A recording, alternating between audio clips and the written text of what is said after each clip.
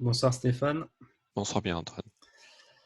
bienvenue sur Regard Libre. Ce soir, on va parler de Nicolas Hulot et de ses 100 principes à partager. Parce Le qu'il a temps lancé, est venu. voilà, il a lancé une campagne, le temps est venu. Pas évolu, est venu. Évolue. Évolue, ouais. Donc voilà, 100 propositions, 100 principes pour le monde d'après, le fameux monde d'après. Oui, oui, oui. Donc je te voulais qu'on en parle parce que ça vaut, je pense, le détour et le. Ou je sais pas comment tu veux procéder. Est-ce qu'on les parcourt un parce que sans principe, c'est Euh, peut-être un peu long. oui, je sais pas si tu. Alors peut-être qu'il faut peut-être commencer par dire en gros ce que ce monsieur en gros a tenté de faire. Hein. Il a trouvé le moyen de penser être intelligent en sortant un article dans la presse où en gros il sort une centaine Ouais. de balivernes qui toutes commencent par le temps est venu de ceci, le Bon, temps j'ai est venu de retrouvé. cela. J'en ai fait une copie, j'en ai quelques-uns avec moi, mais Bah, tu moi, peux. j'ai Vas-y, une copie d'écran si tu vas-y, veux. vas-y, vas-y, Je vais la vas-y, partager à l'écran à toi. vas-y. Faut juste que je la Alors, retrouve. je me suis amusé à en regarder certains. J'ai pas y regardé les 100, j'avoue, mais j'en ai regardé un certain nombre. Et c'est assez intéressant. Je pense qu'il ne faut pas les parcourir tous, mais il y en a quelques-uns qui sont intéressants. Et par exemple, et ça montre bien que, bon, d'abord, on sent bien qu'il a, enfin, lui et son équipe, parce que je pense que c'est pas lui, on a sorti tout et n'importe quoi, hein, c'est du grand machin. Et je reviendrai, je te propose vers la fin, proposer ces 100 principes à une vision libertarienne, justement, parce pour bien montrer la grosse différence qu'il y a entre un pingouin comme ce genre Attends, de personnage et les gens un peu sérieux comme nous. je Si on le prend, capture là, ouais, ouais, super. ouais, ouais. Si tu prends le quatrième, Ouais. j'aime bien le quatrième, le temps est venu de la lucidité. Je peux répéter, le temps est venu de la lucidité. Je ne peux être que d'accord avec ce principe, tu vois. Ouais. Le problème, c'est qu'est-ce qu'on entend par lucidité. Ouais. J'aimerais bien justement que M. Hulot soit lucide. J'en serais ravi. J'aimerais bien que les écologistes, en général, soient lucides. J'aimerais bien que M. Macron soit lucide. Le problème, c'est précisément c'est qu'ils ne le sont pas.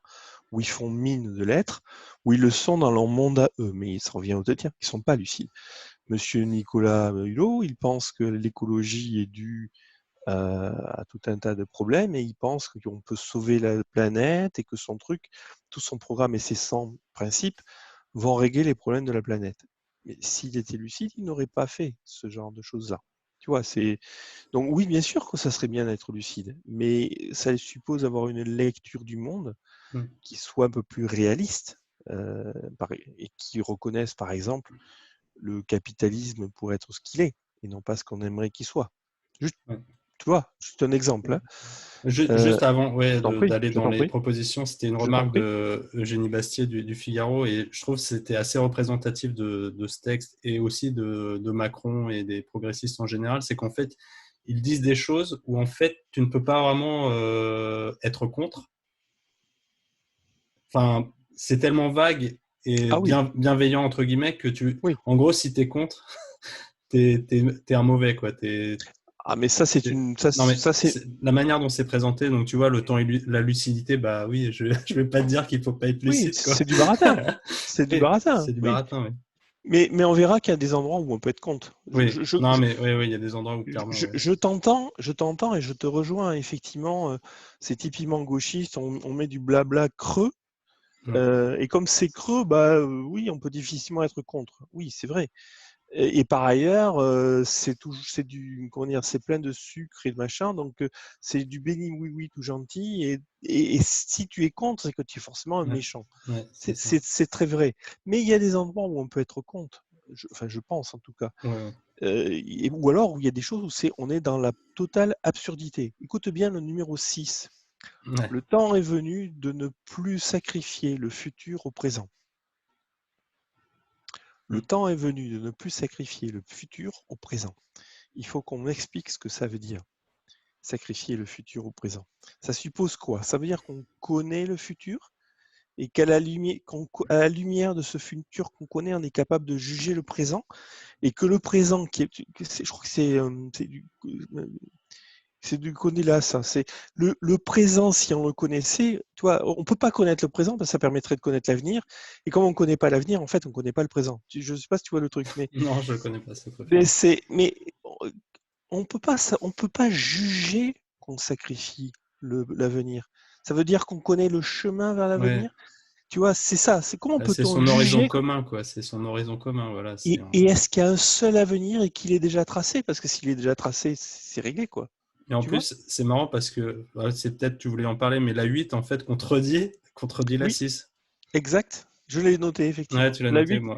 Le... le temps est venu de ne plus laisser l'avenir décider à notre place. Alors qu'avant, il dit faut pas sacrifier Juste deux le avant, hein. futur. Ouais, deux avant. Ouais. Ils Juste n'arrivent deux même avant. pas deux lignes de différence. C'est... Mais tu as le 7, on va continuer. Regarde, Ouais, le 7 est bien aussi. Il faut résister à la fatalité. Fatalité, c'est pareil, c'est un c'est avenir l'avenir. Ouais. qui est établi. Toi, donc, 6, 7, 8, tu vois, là, on est sur le futur, et quelque part, il hésite entre nous dire, ah ben en fait, le futur est déjà établi. Fatalité. Mais si le futur était établi, c'est mort. Donc, à quoi ça sert ces principes? Si ces principes sont là, c'est justement qu'ils pensent que le futur n'est pas écrit. Si le futur n'est pas Ouais. écrit, où est le problème? C'est Ouais. juste un exemple. C'est Ouais, juste un ouais. exemple. Et il y en a comme ça tout un tas.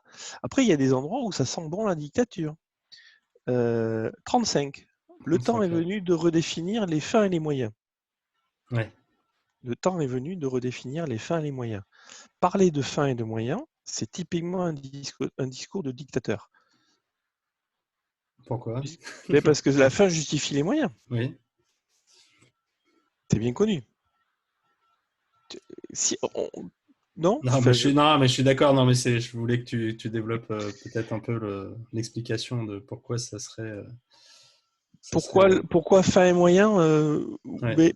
eh bien, si, mais c'est un peu si la fin justifie les moyens, on va parfois, et c'est, je pense, le sujet cœur du discours, de la position de Nicolas Hulot, dont je rappelle, excuse-moi, mais je vais revenir au sujet, qu'il a dit qu'il faudrait mettre en place ces principes de De gré ou gré de ou de force. force. Oui. On est Oui. typiquement là-dedans. Dès qu'on rentre dans des discours de la fin justifie les moyens, de gré ou de force, on rentre dans un discours qui consiste à dire il faut imposer nos volontés au reste du monde, de gré ou de force, parce que nous avons raison, nos fins sont justes, Mm. notre avenir, notre vision de l'avenir est la bonne, et il n'y a pas de prix trop fort à payer, quoi qu'il en coûte. Ouais. Le Il n'y a fameux. pas de prix trop fort à payer pour arriver à nos fins qui est la bonne fin. Il faut sauver la planète à tout prix, quoi qu'il en coûte. C'est le même genre de formulation. Dès qu'on est sur un discours de la fin justifie les moyens, on est dans de l'utilitarisme et on est Mm. dans la tyrannie potentielle aussitôt. La vision libérale, c'est justement ce sont les moyens de chacun qui font la fin globale de l'humanité. Il n'y a pas de fin. Il n'y a de fin qu'à notre niveau, à nous. Et c'est notre fin à nous comment dire, individuelle, j'entends, qui est la seule légitime. Il n'y a pas de la fin de M. Hulot ou celle de M. Macron, coûte que coûte.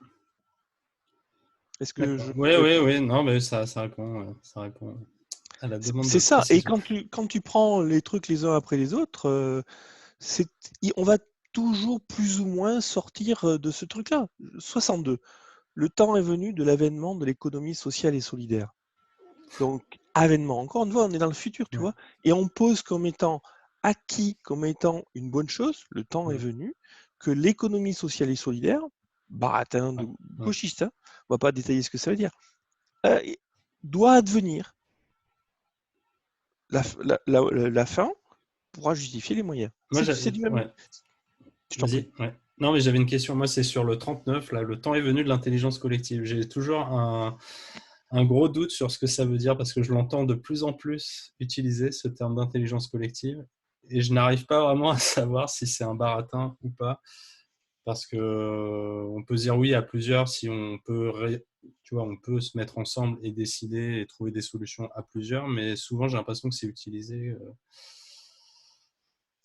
Comme en gros, on dit on décide à plusieurs, mais en fait, il y en a un qui décide. Et on essaie de faire paraître ça comme étant une décision prise à plusieurs. Alors, je ne sais Euh, pas si tu as d'autres définitions. Moi, j'ai une autre lecture qui va te faire sourire, et je vais la dire volontairement pour te faire sourire. Mais alors d'abord, je pense qu'effectivement, ici, c'est un bon exemple, effectivement. Je pense que l'intelligence collective, c'est l'intelligence d'un truc comme le Parti communiste chinois. Ouais. Clairement, il y a des gens qui sont plus intelligents que les autres, si tu veux. On est tous égaux, mais il y en a qui Il y en sont a qui plus sont égaux plus que que d'autres. d'autres. Ouais. Forcément, parce que intelligent. Donc, je pense qu'il y a de ça qui est derrière. Moi paradoxalement, le 39, il me va bien. C'est du même acabit que le lucide de tout à l'heure. Mm. Moi, j'aimerais bien que le temps soit venu de l'intelligence collective, parce que pour moi, l'intelligence collective, la seule manière de la manifester et la seule manière d'en profiter, c'est par le libre marché.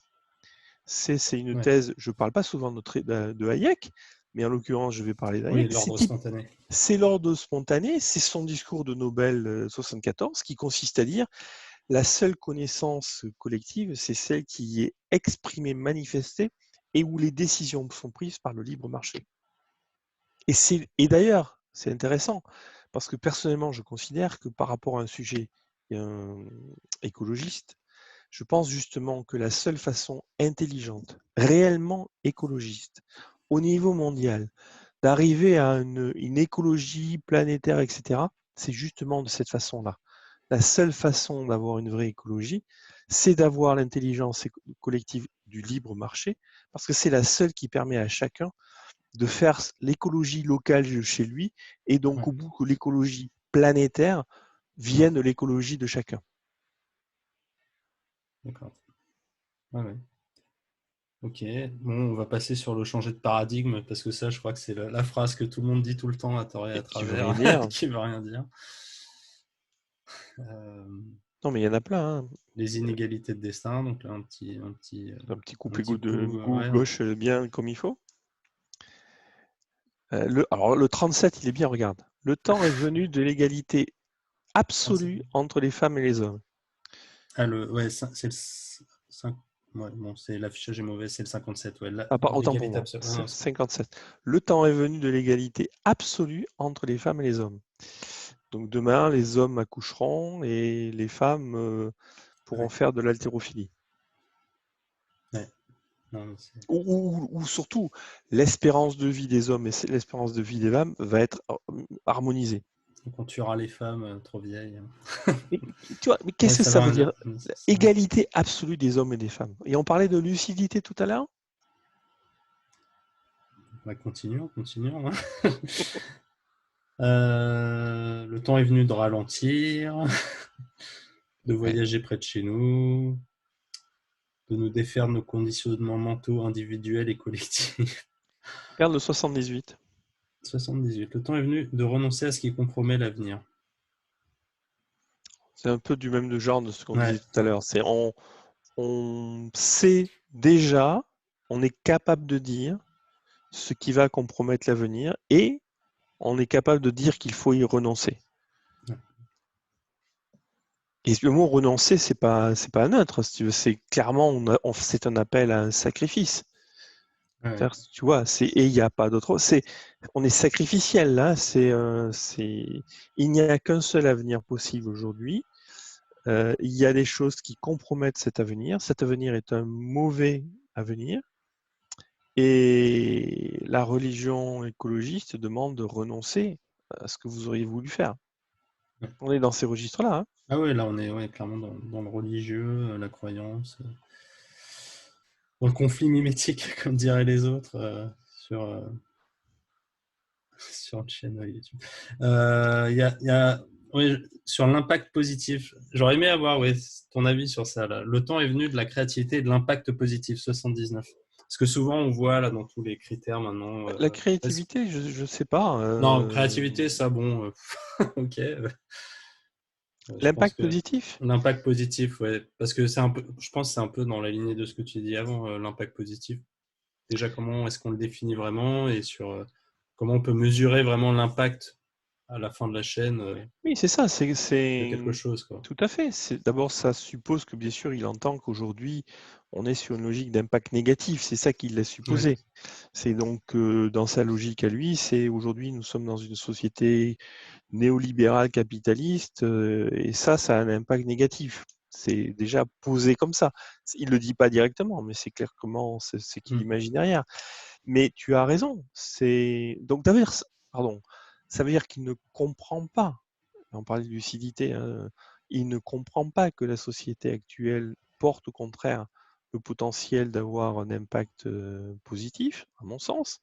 Mais comme tu dis, il suppose qu'il est capable d'exprimer, lui, que M. Hulot connaît, est capable de connaître, entrevoit à la boule de cristal qui lui permet de voir l'impact aujourd'hui négatif, et demain de savoir ce que sera l'impact positif.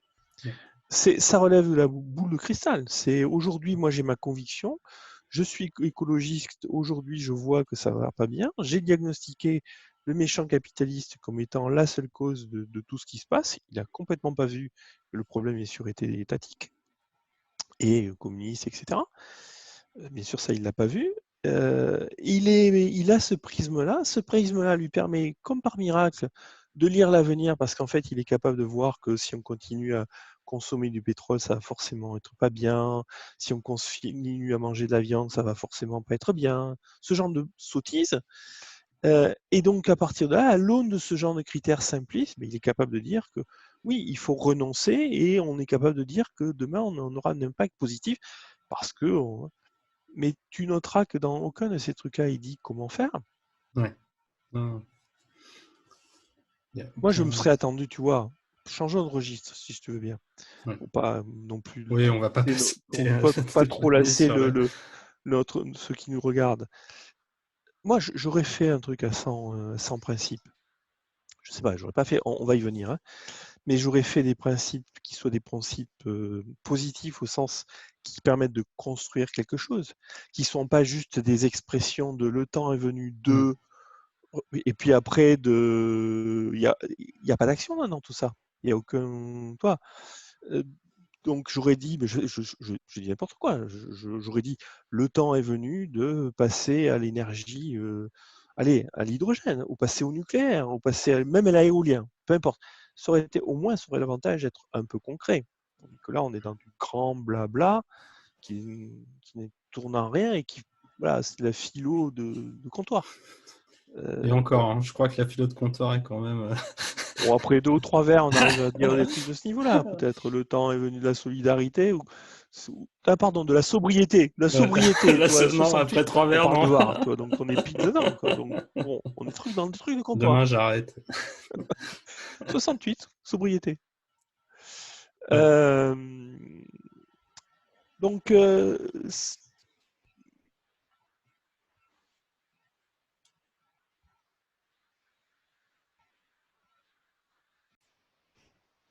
Oui, donc Stéphane, tu disais.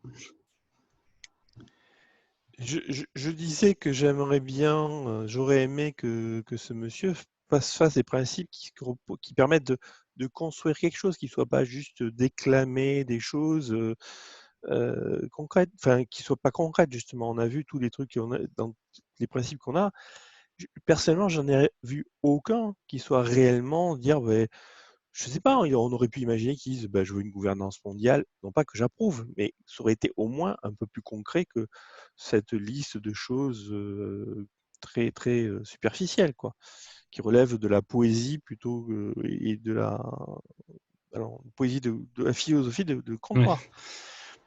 Mais pour conclure, peut-être ce que je te propose, c'est de dire, mais finalement, moi, ce qui m'a choqué tout de suite quand j'ai vu sa publication, c'est même pas le style des principes, c'est même pas le temps est venu d'eux, c'est le sang. Moi, je ferais un truc comme ça, je ferais un truc, je pense, bien plus fort, en disant j'ai besoin d'un seul principe. Mais c'est un vrai principe, c'est quelque chose qui va être marquant, qui sera peut-être, mais qui permettra de vraiment construire quelque chose. Et bien évidemment, tu imagines ce que je vais mettre en avant comme étant un principe pour nous libertariens, hein, qui pourra peut-être choquer, dont on pourra parler, mais qui pour moi est fondamentalement le principe qui marque tout. Le principe de non-agression. Une société civilisée qui pourra donc être notamment une société pacifique. Parce que pacifique, elle pourrait être prospère. Parce que prospère, elle pourrait être écologique. Ça, c'est un point qui est important. C'est une société qui repose sur le fait il parle de renoncer à un moment donné, qu'on renonce à s'agresser les uns les autres. S'il y a une renonciation à avoir sur cette terre, c'est celle qui consiste à respecter le voisin et donc renoncer à se foutre sur la gueule, si tu me permets. Peut-être C'est précise ça. ce que veut dire l'agression, parce que on va te dire que tu es pacifiste et contre la Oui, légitime défense. non, Je pense, non, mais je absolument sais, pas. mais je pense Tu as qu'il faut raison, tu le as raison. repréciser parce que souvent on nous la sort. Tu as raison. Non, la non-agression, c'est pas la non-violence. Ouais. D'accord ? La non-agression, c'est qu'on se refuse à agresser spontanément À autrui, initier, à à initier. initier l'agression. Ouais. Absolument, c'est ça. Ou à menacer Ouais. visiblement et activement de potentiellement agresser. Donc c'est pas du tout effectivement une non-violence, parce que par contre, on prévoit clairement de pouvoir se défendre. La légitime Ouais. défense est légitime. Ouais. Mais à condition d'avoir préalablement été agressé. Se défendre sans agression, c'est une Ouais. agression. Ce qui est, pourquoi parler de ça? Parce qu'en fait, on est sur un truc libertarien. C'est parce qu'évidemment, ce principe-là permet, et nous le savons, de construire de proche en proche l'ensemble des relations sociales d'une manière où justement on respecte l'autre et respectant l'autre, on construit une écologie sociale, en fait, si je puis employer un tel terme. On va dire une Et on ne écologie intégrale, comme dirait le pape. Mais complètement, complètement. Non, mais... Beaucoup te diront, et on pourra en faire une vidéo si besoin, que la meilleure et la véritable écologie, c'est notamment une écologie entrepreneuriale, capitaliste, pas parce qu'on va tout brûler, tout machin, au contraire, parce qu'au contraire, on va économiser Oui, on les économise les ressources. ressources. Oui, l'économie, c'est justement comment gérer les ressources rares. C'est la C'est ça, définition. c'est ça. Qu'est-ce que c'est un capitaliste? C'est quelqu'un qui gère un capital. Un capital, c'est forcément une épargne. Une épargne, c'est le sacrifice de ne pas consommer. Ouais. Monsieur Hulot parlait de sacrifice. Par définition, le capitaliste sacrifie le présent Ouais, au futur. Je te exactement. rappelle le Ouais, principe ouais, numéro ouais, 6. ouais, ouais. Principe numéro 6. Je ne l'ai pas pris tout à fait au hasard. Donc, Ah. c'est typiquement se Non, projeter de c'est bien cette trouvé. ouais, Ah, non, mais c'est vrai, se c'est complètement projeter vrai. de cette façon-là, c'est bien montrer, numéro 4 du Lucidité, qu'il n'a pas compris justement ce que c'était que la relation sociale. Les relations sociales, si on veut le futur, ça suppose aujourd'hui qu'on est capable d'épargner. Mm. Et épargner, bah, c'est une société capitaliste et pacifique. C'est ça la vraie écologie. Très bien. Est-ce que ça te va comme fin? Oui, ça me va très bien. Merci Stéphane. Je t'en prie.